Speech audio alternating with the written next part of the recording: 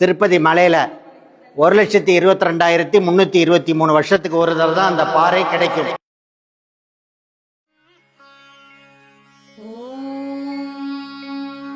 कौसल्या सुप्रजा राम पूर्वा संध्या प्रवर्तते उत्तिष्ठ नरशार्दूल कर्तव्यं दैवमान्हिकम् कौसल्या सुप्रजा राम पूर्वा संध्या प्रवर्तते उत्तिष्ठ नरशार्दूल कर्तव्यं दैवमान्हिकम् उत्तिष्ठोत्तिष्ठ गोविन्द उत्तिष्ठ गरुडध्वज उत्तिष्ठ कमलाकान्त.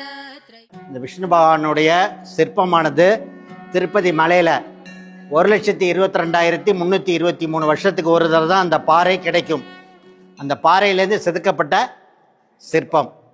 பல லட்சம் நம்ம வாழறதே ஒரு மனிதனோட வாழ்வு 100 ஆண்டு காலம் 120 ஆண்டு காலம், பல லட்சம் வருஷத்துக்கு ஒரு தடவை தான் அந்த பாறை உருவாகுமா. புரியுதுங்களா? அதுலேருந்து வரக்கூடிய ஓசையை என்னன்னு கேட்டால் நல்ல ஒரு அம்சமாக இருக்கும், நல்ல வைப்ரேஷன் இருக்குது. அந்த பாறை பல லட்சம் வருஷத்துக்கு ஒரு தடவை தான் உருவாகும். அதுலேருந்து செதுக்கப்பட்ட சிற்பமானது மகாவிஷ்ணு காக்கும் கடவுள். அதனால திருப்பதி பெருமாளை இங்கே நேராக வந்தது மாதிரி உணர்றாங்க. அப்போ ஐஸ்வர்ய மகாலட்சுமினா கேட்க வேணாம், நமக்கு பெரிய அரசியல் பதவியும் வாழ்க்கைக்கு ஃபஸ்ட்டு தேவையானது என்ன, எவ்வளோதான் இருந்தாலும் செல்வம் வேணும், பணம் வேணும். அந்த பணத்தை கொடுக்கக்கூடியது உங்களுக்கு ஐஸ்வர்ய மகாலட்சுமி.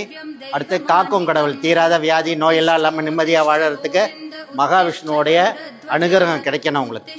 துவாதசி திதியில் பிறந்தவங்க இந்த மகாவிஷ்ணுவை துவாதசி திதி அன்னைக்கு அபிஷேகம் பண்ணி அர்ச்சனை பண்ணி வணங்குறது மூலம் அவங்க வாழ்க்கையில் ரொம்ப சீக்கிரம் முன்னுக்கு வரலாம். துவாதசி திதியில் பிறந்தவங்க. அதனால் எல்லாரும் நல்ல பிரார்த்தனை பண்ணிக்கங்க. இப்போ நான் இருக்கிற இடம் சங்கரன்கோவில் வட்டம், தென்காசி மாவட்டம், பனவடல் சத்திரம் மிக அருகில் ஆயால்பட்டி ஆராய்ச்சிப்பட்டி ரோடு மகாவிஷ்ணு நகர் என்னும் இடத்தில் திருப்பதி பெருமாள் இங்கே ஸ்தாபனமாயிருக்காரு.